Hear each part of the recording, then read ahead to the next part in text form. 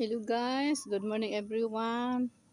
Wala mi kadayon atong Monday ug larga. Pag-abot mo sa Cagayan, na-cancel ang amo ang biyahe sa barko para Manila.